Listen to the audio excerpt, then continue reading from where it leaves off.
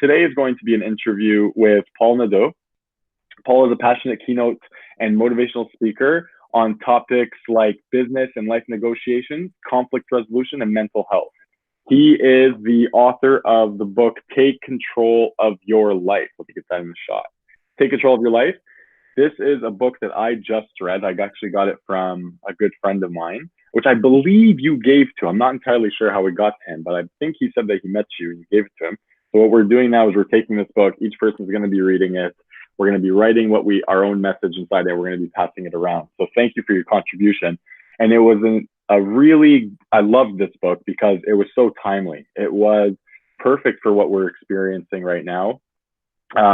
Essentially, we can get into our own heads, and there could be a lot of holding ourselves to really high standards, and there could be a lot of negative self-talk. And what I got from this book, some of the lessons that I got from this book, is that we really need to be careful on how we speak to ourselves, because it'll result in our mood and it'll result in our actions and ultimately in how we live our life. And another beautiful thing that I took away from this book is that just because your path isn't necessarily the same as someone else to success, or what people tell you it needs to be, that doesn't necessarily mean it's the wrong path. And I'm going to ask you, Paul, about that a little bit later on. Sure. How are you? I'm doing great, and thank you very much for having me on your show. I really appreciate it, and thanks for reaching out and connecting.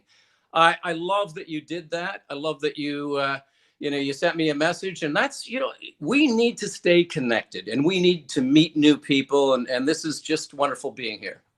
Amazing. Thank you so much. I really appreciate that. One of the things that I wanted to start off with today is so the biggest thing that I got from the first two chapters is about hostage negotiation. So you mentioned that you spent some time in the police force and as a hostage negotiator. And what was cool is that you took real life hostage situations and you turned it to how we could ourselves keep ourselves hostage with kind of the things that go through our minds. So the question I have here is, use examples of people being kept hostage and relate it to people keeping themselves hostage because of the interior dialogue they create in their minds. What are some reasons why people create negative dialogues in their minds that ultimately paralyze or hostage them, in your opinion? In my opinion, it comes down to social and upbringing. Really, it comes down to a couple of factors. We are exposed to so much media and people saying that we have to be one way, we have to be this way. Even in our upbringing, we're told we're expected to be a certain way. When we're not that way, sometimes we are reprimanded for not being somebody's ideal individual.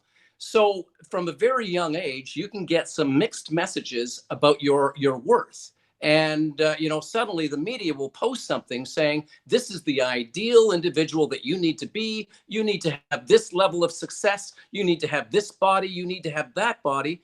So we are totally, exposed to all these messages. And internally, we begin to imagine having to live up to somebody else's expectations. So it's very easy for us to be hurt by what people say, even if we don't know them. And some people are easily hurt by other people's words and messages. So one of the ways that we take ourselves hostage is we begin to believe the lies sometimes, or the words, the hurtful words, that we're exposed to. If we allow those things to seep into our brains and start that negative dialogue loop, hey, are they right? Are they right? Then what happens if we allow garbage in is that we begin to believe the garbage, and garbage comes out of us. And what I mean by that is that oftentimes we take ourselves hostage because you are your best friend or your worst enemy. And you should be your best friend, but sometimes we are our worst enemy.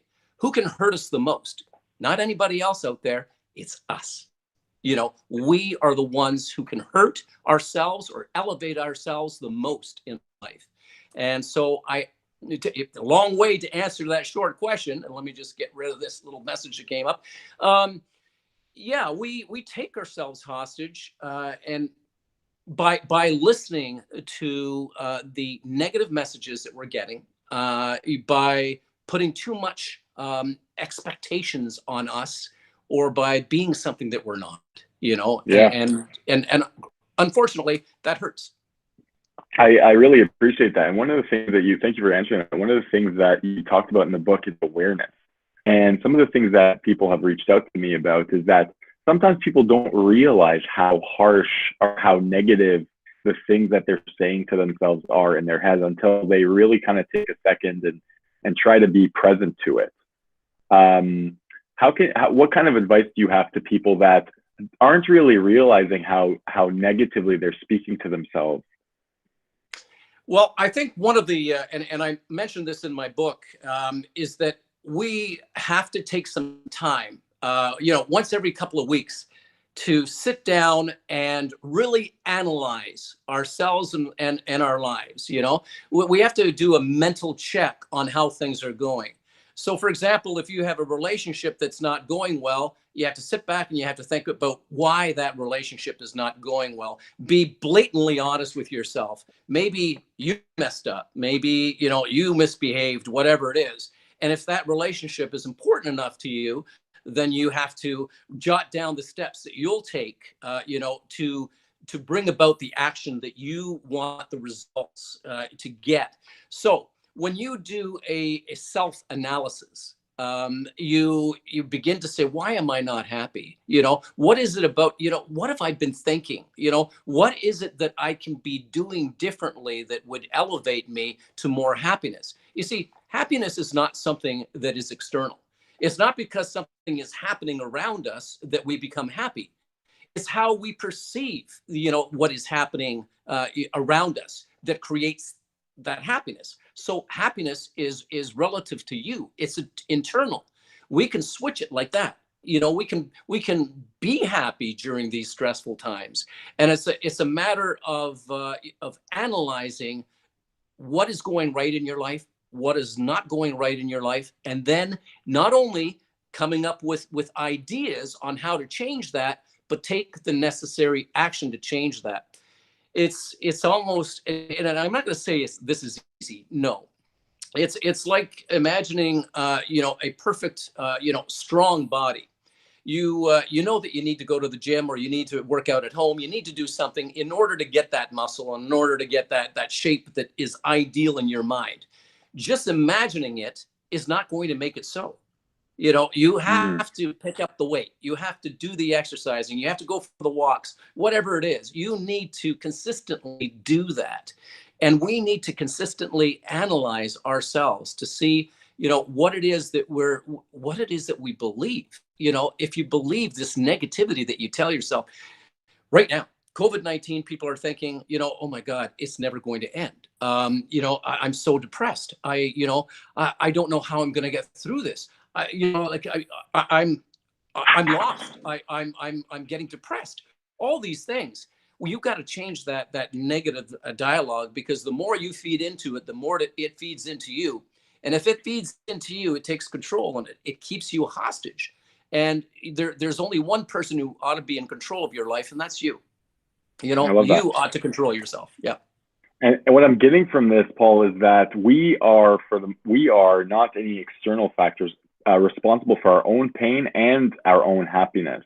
I love the analogy you used about going to the gym, which is like, hey, you know that this is what you need to do, and if you want to get it, you need to go and do it. Now, the question that I have is, why do you think that people avoid that, taking some time and doing the analysis and looking at what it is that they can do in order to get them out of this funk? What keeps them from doing that? I think awareness. You hit on that, just a few minutes ago by saying, awareness is something that is taken for granted. We will live our lives, and we're sort of conditioned. Like, we're conditioned to go from point A to point B. We have routines that are familiar to us. We get up, we shower, we do whatever. Everybody's got their own routines. We neglect, however, taking time to really look at ourselves. For example, in the morning, you wake up and you may have set out the clothes that you're going to wear for the day. Like things have changed now. We probably got a T-shirt and a pair of whatever. But when you were Sleeping going out in the business pajamas world, and spending time during the day pajamas. Different there you sets of go. pajamas. That's it. I think most people are in their PJs these days, but we take more time sometimes getting our physical body ready than we do getting our mental state ready. There's two closets in our brain. On the one side of the closet are very dark emotions. There's sadness, hopelessness, fear, anxiety, depression. On the other side, there is a very bright, side to your closet, to your brain's closet, to your mind's closet, and that is hopefulness. That is love and joy and fearlessness. And every morning, and it may sound ridiculous, but why not say a couple of mantras? Like, hey, today's going to be a great day. Today, I'm going to achieve something. I have a goal for today. You're in isolation. That one side of you is, hey, dude, you're in isolation. That other side is, it doesn't matter. I'm going to make something creative out of it. Then they start to argue. Who's going to win? That's entirely up to you. The wolf that is fed the most is going to be the one who's going to be the victor. So if we lead with depression, those depressing, thoughts, if that wolf takes over, man, we are in trouble, but we have strength. We have the ability to change. And it's only a 2 millimeter, switch. It's just, I got to just turn down the volume on this guy. Hey, I'm not feeding you today. What I'm going to feed is I'm going to feed this positivity, because I need to get through this. Not only that, I will get through this. Change the way you say things. I hope. No. I will. You don't hope it's going to happen. It's going to happen. Whatever you say will manifest itself in so many different ways. So be aware of what you say. I'd like to. No. I will. So I'd like to. No, becomes I will. Those mantras in the morning become, I am worthy. This is temporary. I'm going to have a great day. I'm going to accomplish something. I am in control of me, and I am in control of my happiness. And today's going to be a good day. You take 3-4 minutes to do that, man, and it's worth gold. I got so much from what you said there. Thank you, Paul, for sharing that. I think the first thing is that it's easy to focus on our physical because we can see it, we can touch it, it's there. Other people can see it too, but what's hidden is what's in our heads. And sometimes it's easier to neglect it or to not realize that you can work on it the same way that you can work on your body. So I really got that. Another one is I'm actually going to take away and start implementing is you started talking about feeding wolves, but the one thing that I guess I'm a very visual learner, is I'm going to wake up in the morning, and when I walk out of my room, the physical act of walking out of the door, I'm going to think about what you said about there's a door or a closet of hope, and there's a door and a closet where I may not want to enter. And I'm going to think of actually walking through the door that I want to enter today and actually making that conscious choice. Thank you for that. That's great. I love it. And I'm going to just ask you to change one thing that you said. Yeah, I think you said, a closet I may go into. No, you're not going to go in there. You're going to make a conscious decision, my friend. You just to say, hey, there's 2 closets. That's dark. I'm not going in there, because if I go in there, I'm going to get sucked into that tunnel, and that wolf is going to tear me apart. This is the closet for me, Got it. I will be going through that. I love that. You're right. Life is all built through language. I agree. It is, Okay. Yeah. Taking a different route. Yeah. Let's come back to language, because that's actually one of the final things I want to talk to you about. Taking a different route. So I was reading near the end of your book about you having to go and partner with someone that was a little bit more senior than you, and they didn't want to fly, and you had to drive all the way up to Quebec, and you're like, oh my gosh, this is going to be painful. You didn't really have a great relationship, or there wasn't a lot of conversation with this. Go pick up this criminal, and you ended up being able to you ended up being successful in being able to apprehend this criminal. Tell me because I could imagine you writing this chapter and having an aha moment when you kind of got that confession from that criminal in the car, and being like, wow, I tell us about that. Tell us about that learning that you got from taking a different route. Yeah. Okay. The story was interesting. I was working as a detective in Durham region, which is just outside of Toronto, Ontario. And I was working on an armed robbery. And this fella had committed 5 armed robberies. But as luck would have it, on one of his armed robberies, he fled and he hid underneath a boat. And didn't he hide underneath a boat and drop his wallet with his ID? It was beautiful, you know. I mean, you go, you just start knocking on doors, you're getting descriptions, and then somebody says, "Well, you know, he ran over there and he hid underneath the boat." And so you go and well, okay, well, he hid it underneath the boat. Maybe he dropped something. Oh, geez, did he ever drop something? Hey, look what I got! I got his identification. Well, Buddy flees and he goes to Quebec. So I put out a warrant, you know, like a Canada-wide warrant for 5 armed robberies. And a few days later, the Quebec police call me up and say, "Hey, we've got your prisoner. You know, we got him. He was trying to escape. You come, pick him up." And I said, "Yeah, okay, great." So I go to my partner, and he and I were not getting along. He was a bitter guy, and I did most of the work myself. He was pretty lazy. Anyways, I said, "Listen, we should get a couple of tickets, and get him a ticket. We'll fly out to Quebec." And he says, "No, I'm not flying." I said, "What do you mean you're not flying? Like it's a 13-hour drive. You know, he says it's a 13-hour drive. It's a 2-hour flight. Come on." He says, No. He says, we're driving." And I said, "Oh gosh." And he says, "And I'm driving." And I said, "Well, I won't be able to drive?" "No." "Oh, this was terrible. This was terrible." So anyways, we're going up and making a little bit of conversation, but he was a very quiet kind of guy. He just turned on his country and western music, and at the time I didn't like it. Now I have more of an appreciation for it. But so we hardly said a word up there. It was a long 13 hours. And I'm thinking to myself, about the case, and what needs to happen is it would be ideal if he confessed, to the crimes, so the interview, the interrogation I would have with him, I'm trying to imagine what that would be like. So we go and we pick him up, and the guy gets into a young guy, probably, 28, 29 years old. He gets in to the back seat, and he's handcuffed. And now we have a 13-hour drive ahead of us. And I'm thinking, wow, this is going to be really interesting. So I give him his rights to counsel, listen, you don't have to say anything. Whatever you do say could be used against you in a court, that kind of thing. You don't have to say a word. I'm not even going to ask you about it. So anyways, we start chatting, at least he was a conversationalist. And he says, "Hey, you wouldn't believe it." I said, "What?" He says, "Those Quebec police." I said, "What about them?" "They're crazy." I said, "What do you mean?" He says, "Well," he says, I see the cruiser, and I'm near the bushes and some trees, like it's a conservation area. So I take off into the conservation area.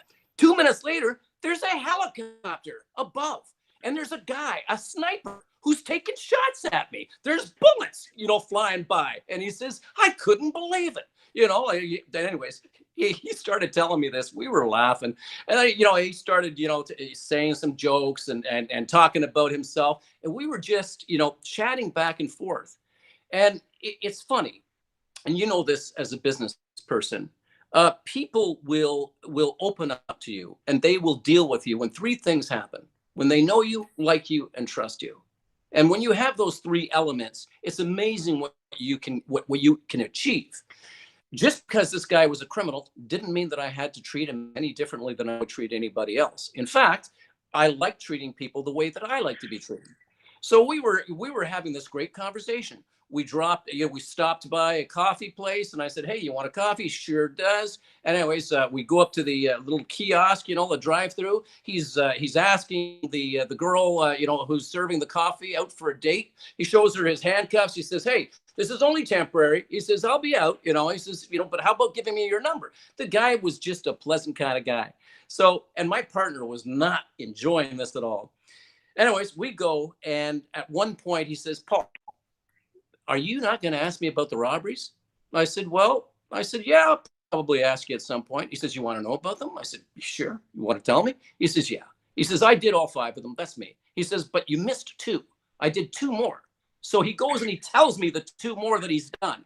This confession was a legally obtained, no, no force, no inducements, nothing. We were having conversation. He told me exactly what I wanted to hear. The next day, after this whole episode, he went in and he pled guilty at his bail hearing, and he got sentenced. What I learned from that, and I learned a lot. Number one, that unpleasant situation that I had imagined in my mind actually turned out to be quite amazing, because on the way back from that, it was an experience of connecting with a criminal who opened up to me and confessed everything. Chatting with him the way that I'm chatting with you made such a difference, so the way that we treat people makes such a significant difference in our lives and in theirs.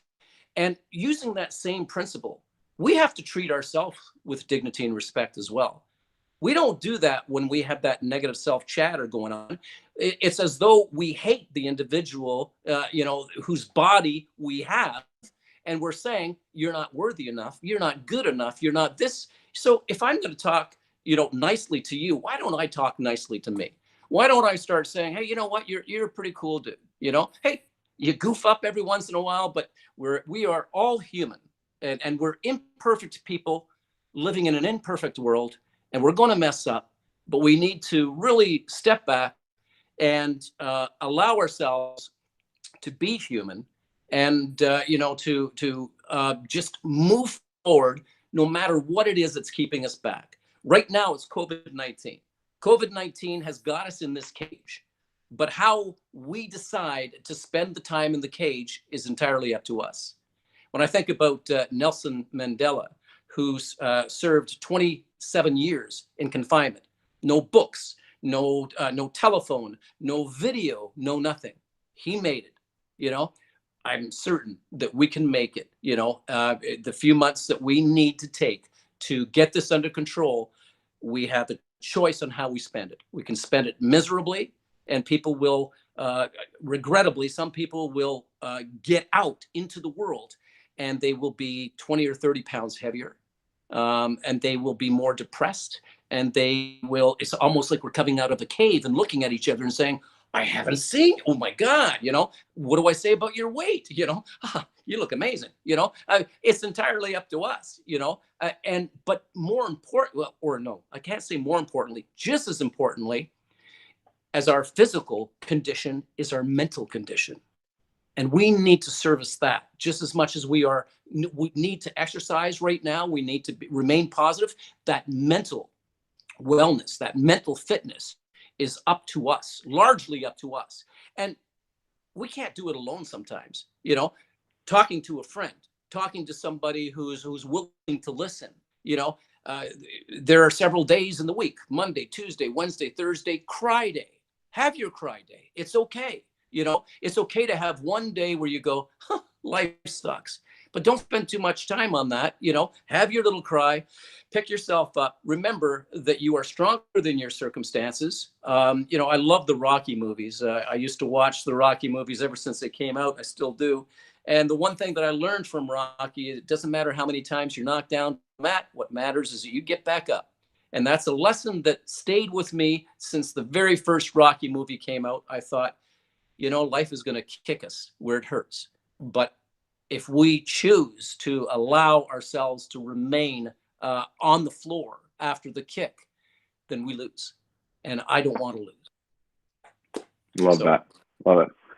Thank you, Paul. That was fantastic. And the follow-up question I was going to have is like, what's a few tips that you would leave people, but you kind of just went into it, which is connect with people. If you kind of fall, the best thing that you get right back up and start tackling your day. So, and also the third one, which is have a cry. I think, especially, I don't want to make it kind of male or female, but typically, males struggle with showing emotion.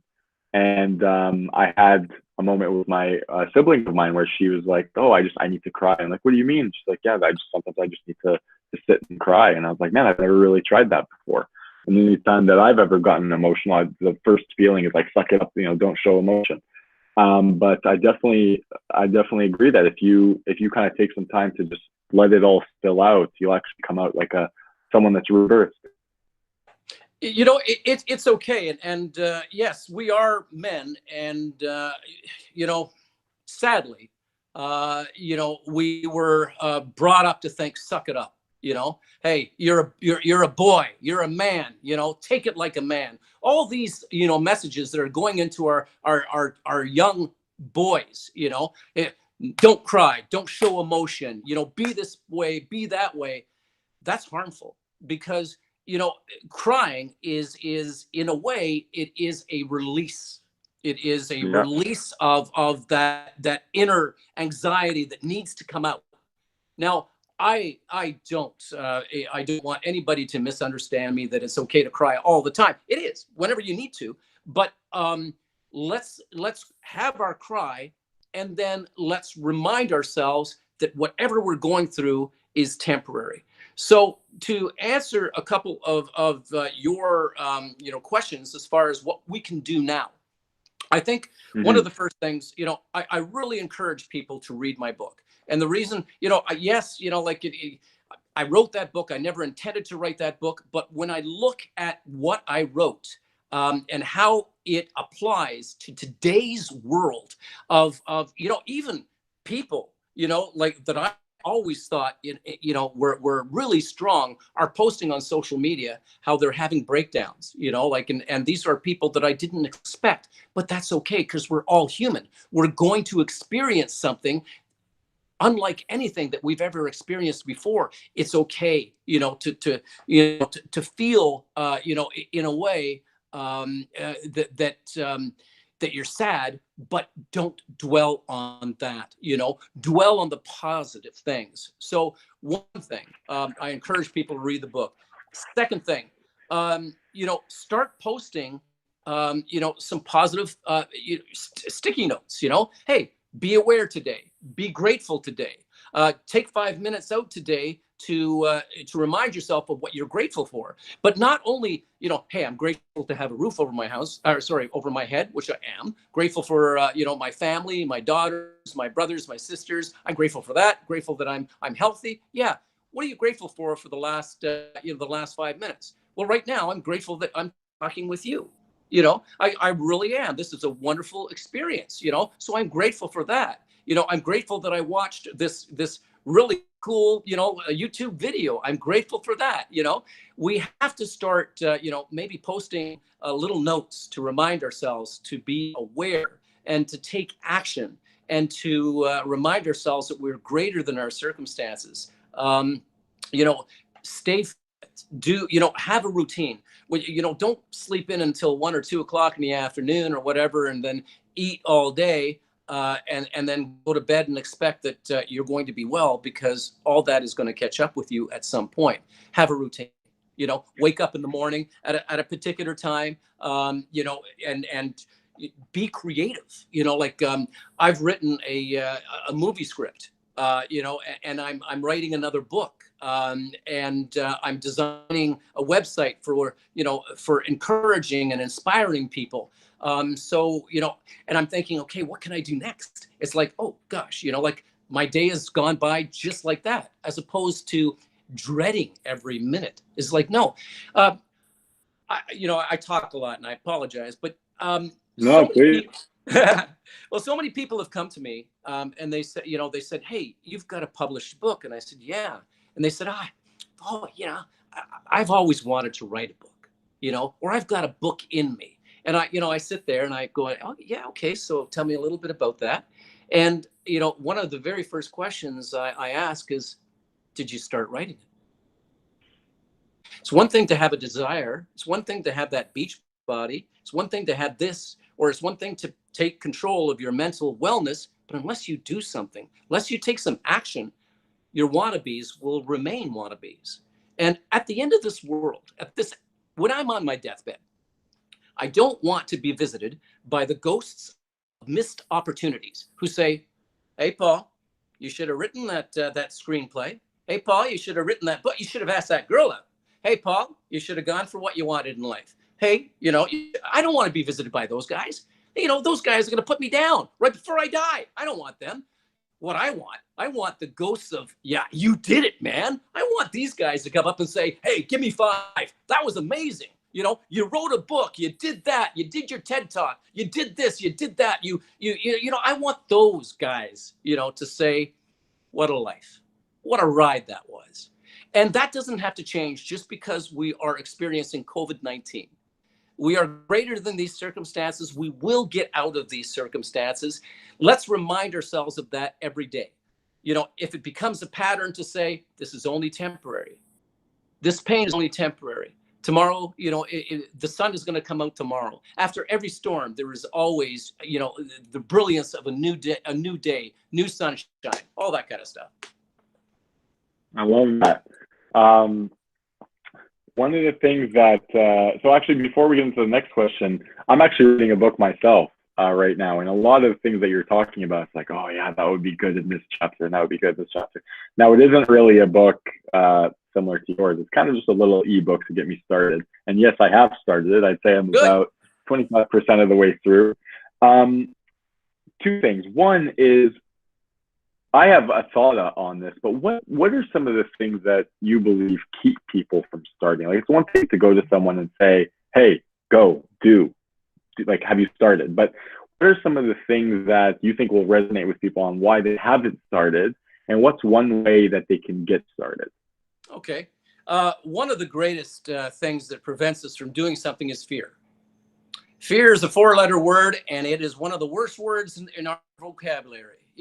Being afraid of failure.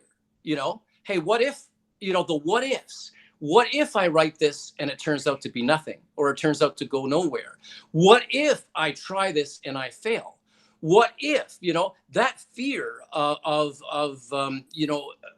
failing prevents us from beginning. That and laziness. So I got to say, there's fear and laziness. You've got to, we've got to remember one thing is that, do you want it? That's the question. Do you want it bad enough to do whatever it takes to get it? Is the more important question. I've got a guitar here that's been sitting, with me, and I've carried this guitar for years. I still can't play, and I picked it up, 5-10 minutes. I'm doing this. I'd love to play the guitar, but I don't think I love it that much to put in the work that it requires to do it. Now that I am home, 24/7 almost, I'm going to have to decide whether I love it that much to do it. Fear is not what's holding me back on that. I'm not afraid of not learning it.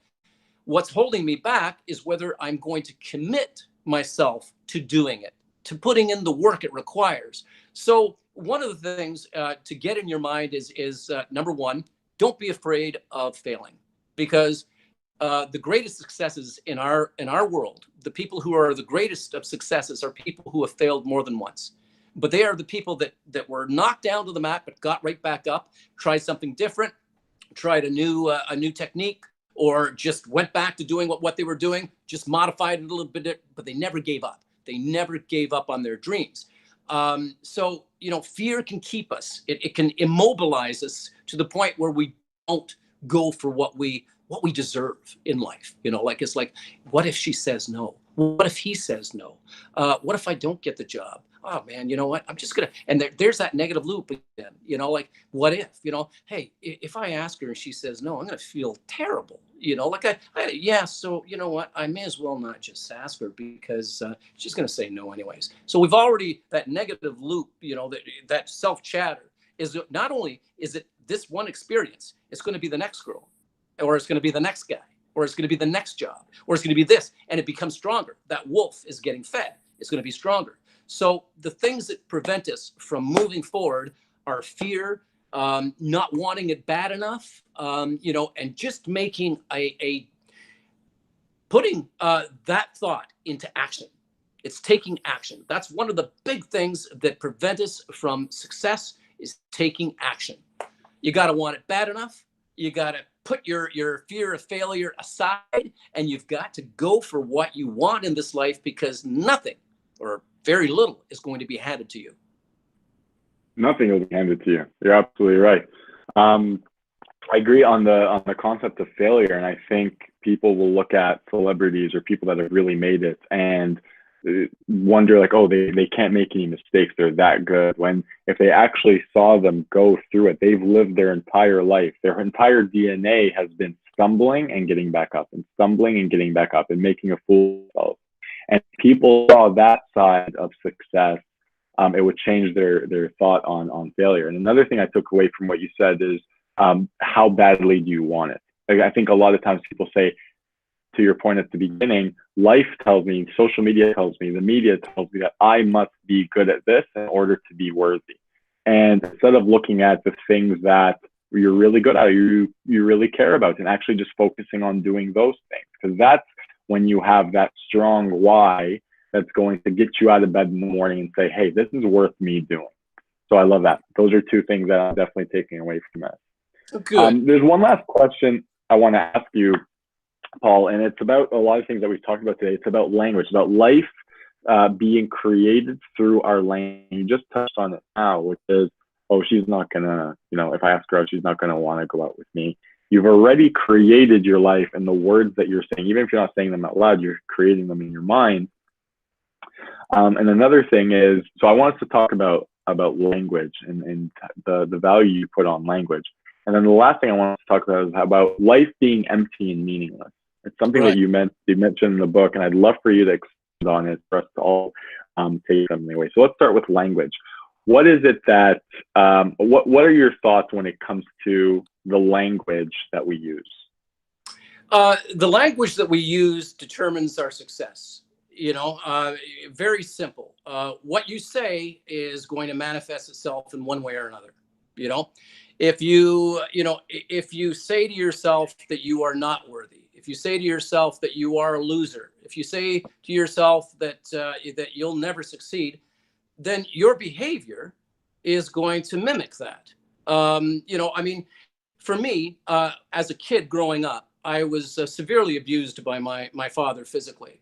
And I was told I would never amount to anything. When I went to school, I acted out in grade school. I was that idiot, like I was a bad boy in school. And my teachers would say, you're never going to amount to anything. This is years ago. And that's the way they spoke back then. It's like, what, why are you even trying? And I would always fail at tests or just pass by a margin.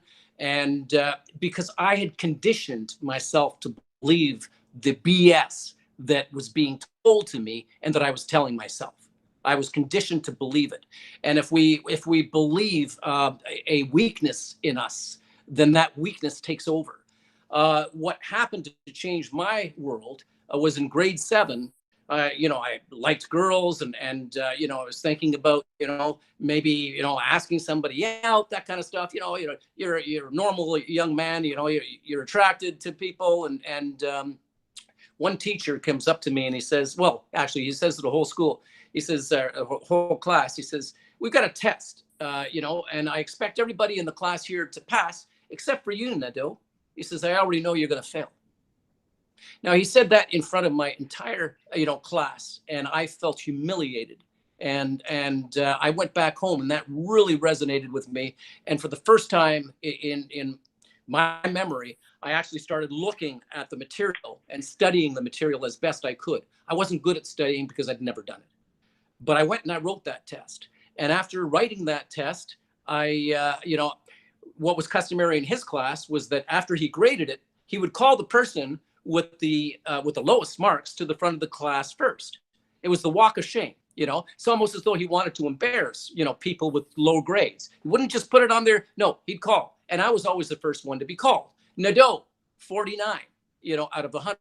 And so I would get up and I'd take the walk of shame, pick up my paper, and kids would, chuckle and stuff like that. So on this occasion, he didn't call my name first. He didn't call my name second. Didn't call my name third. Didn't call my name number 10. Never called my name. Half of the class is looking at me going, hey, why aren't you up there? And I'm thinking two things. I'm thinking, I kind of knew the answers, or I really did bad and he's going to really embarrass me. And but what happened was 3 people were left to be called. Um, Two girls. One was my cousin, and the other one was a girl by the name of Giselle. Those two were Browners, and they loved to compete for the highest mark on everything. I was among them. And I thought, what's this? And the next person to be called was my cousin, Lise. She got her paper. I was the second last person to be called. And I didn't take the walk of shame. I took a proudful walk up to pick up my paper. That's the first time I felt accomplished because I had worked at something. That changed my whole way of thinking. We condition ourselves to lose. We tell ourselves, like that we're not worthy, that we possibly can't. But the moment you start saying, hey man, I can do this. I can do this because I have done this. And I want this bad enough. Nothing is going to stop me. So you project yourself into believing a new you. Start believing a new you. Create a new you. It's okay to change. It's okay to change for the better, not for the worse. It's okay to change for the better. So start creating a new you. Create the new you and call yourself author. Call yourself, like a musician. There are no overnight successes. You said that yourself, when you very beautifully pointed out that, we always think that they had the perfect life. Hey, here they are. No, they struggled. And they were defeated more than once. They failed more than once, but they kept at it. They kept at it. They kept at it. On the topic of life is empty and meaningless, this is an existential concept that, it doesn't mean that our life is empty and meaningless. It means that when we are born without any content, it's meaningless until we begin to experience things and begin to attach meaning to what happens to us, either good or bad. For example, I'll give you something. Life is never empty and meaningless. It means something, but it means what you attach to it. So you just meet somebody. Okay, a girl just meets a guy that she's attracted to, and she's really excited. This could end up being a relationship. So she texts him one day. And she says, hey, how you doing? Just thinking about you. And the guy doesn't text for 12 hours. And now she's thinking to herself, did I do something wrong? Why is he not texting me? Doesn't he like me? And guys will do the same thing. We text a girl, and if she doesn't immediately text back, we start to think, well, maybe she doesn't. What do I got to do? And we start to run these scenarios in our minds, and the bad wolf comes out and says, hey man, you're messing up, So we've attached meaning to the unanswered text. And so we get angry, and, maybe we'll go out and we'll flirt with somebody else, or we'll date somebody else because we haven't heard from them in 12 hours, 24 hours. My God, 24 hours hasn't texted me back. And, I am angry as heck, and all of a sudden you get a text from him or her saying, hey, babe, I'm so sorry. I dropped my phone in the toilet. I had to go get a new one. I am so sorry. I've been thinking about you through this whole thing. And you go, oh God, because you attached meaning to something. Abused children will attach a meaning to their abuse, saying it was my fault. What did I do? I must have done something to be abused this way. They've attached the wrong meaning to it, when the real meaning is it's not their fault. It's not your fault. So life is empty and meaningless, until we attach significance and meaning to what happens to us. And it's up to us to attach the right meanings, And if we do make a mistake, it's okay. We're human. As long as we acknowledge it and as long as we improve. So we can attach the right meaning to what happens to us. Now, people are going to say, well, COVID-19, how could we attach a good meaning to this? We can't. You know what? It's bad. And but there's one thing we have to remember. There are 3 time zones, really, in our life.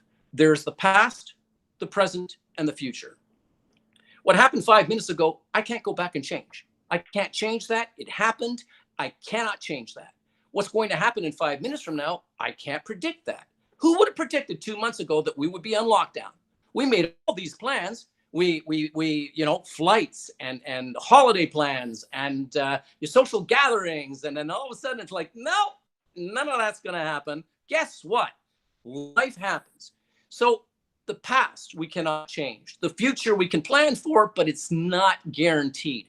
What matters the most is this moment right now. Right now, I have a great conversation going with you. We've connected. We're enriching each other's lives. We're enjoying the moment, and we choose to enjoy the moment because we have the power of choice.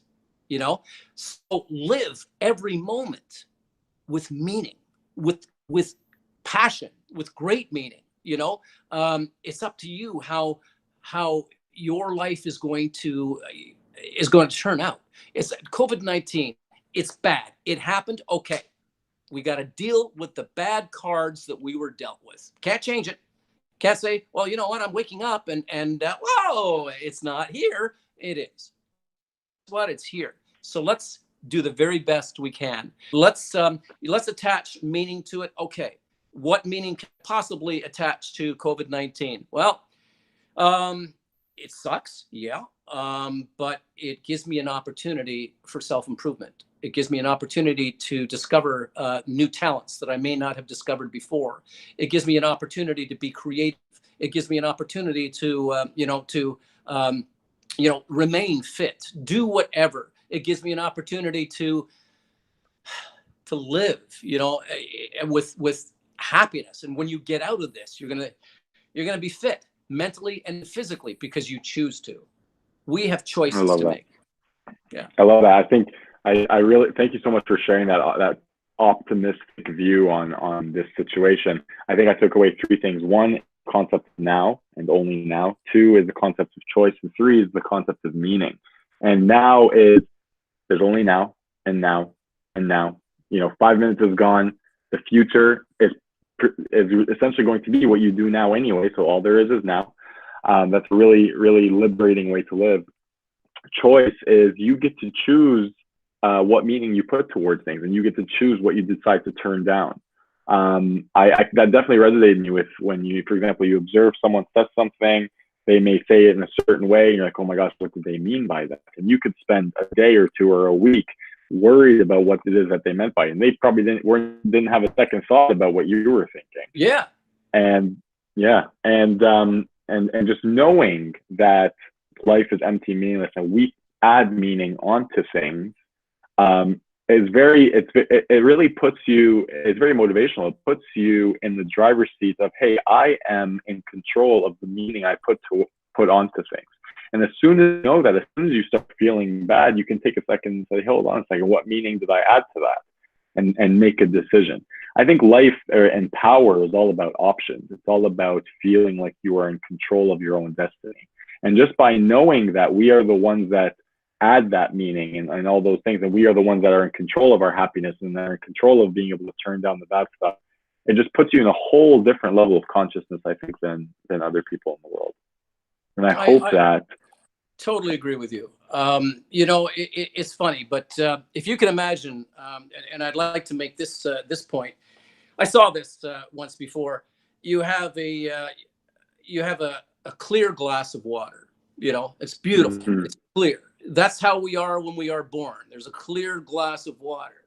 And as we start to grow up, there are sounds. There are noises that happen. Imagine sprinkling a little bit of dirt in that, because you're afraid, you're not sure.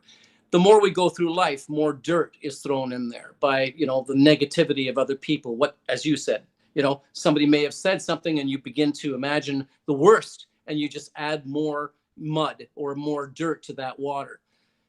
Eventually that water is not clear. And depending on how much you allow the outside world to control you, by the things that are said or done to you, depends on how much dirt you actually put in there. It may get to the point where there's so much dirt in there you can't even stir it with a spoon anymore. It's mud. And simply trying to wash it out with a little bit of water ain't gonna happen. You got to get rid of the mud that's been with you for so long and replace it with fresh water. Meaning You got to examine your life, do some self-examination, get rid of the dirt that's in there, forgive yourself when you deserve forgiveness, ask for forgiveness when, you have forgiven yourself and you would like forgiveness from someone else. Start replacing the dirt with positive, clear water. Just get the nonsense out of your head and start using that positive self monologue that we all go through. Even if you're alone and you start talking to yourself, it's all right. You're not crazy. I do it all the time. Hey, like, how you doing today? I'm doing okay. How you doing? You just really have to be your best self all the time.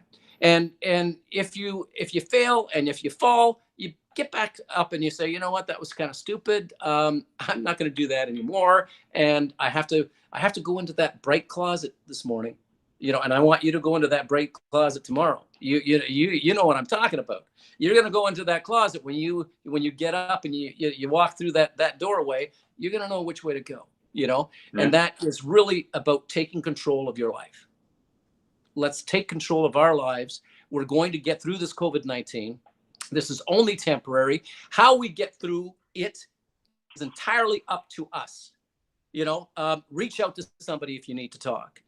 I've got clients that I'm on the phone with, who need, a boost of optimism. And so, they've been with me for a while, so they'll call me and I'll give them that optimistic, view or point of view. So yeah, reach out to somebody, read something positive, fill your mind with, do some meditation, do whatever it takes to make it through this. What happened was, imagine World War I, World War II, whatever war, you're a young person and you're an able person and you're drafted into the army because your country is at war, and you're given a firearm and you're given weapons and you're told, go fight the enemy. Inside, you're 18, 19, 20 years old and you say, I don't want to fight. I don't want to fight. I don't want to die. I don't want to fight. This is not my war, but as a good soldier, you have a choice. You either go and fight the enemy, or you stay and cower and run away and hope that you're going to survive the bullets that are flying by you. That's war. Well, guess what? The entire world was drafted. With COVID-19, we were all given our draft papers and we were told, you're at war now. Here's your weapon. What's my weapon? It is, keeping your distance from other people and washing your hands and doing whatever you can to support your world, because that is your home. So we are soldiers, and we must soldier on by doing, our part, by keeping our social distance, our physical distance. I hate the word social distance. I prefer physical distance. And by washing our hands and by supporting others, those are the tools of each and every one of us warriors.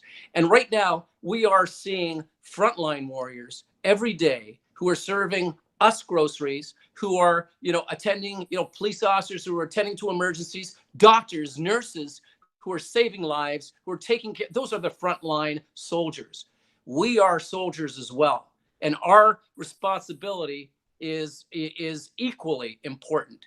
We need to remain good soldiers and do our part in this global war against an invisible threat whose bullets are flying out there. You step outside, you can't see them, but they're there, and what we do to protect ourselves not only protects us, it protects other people we come in contact with.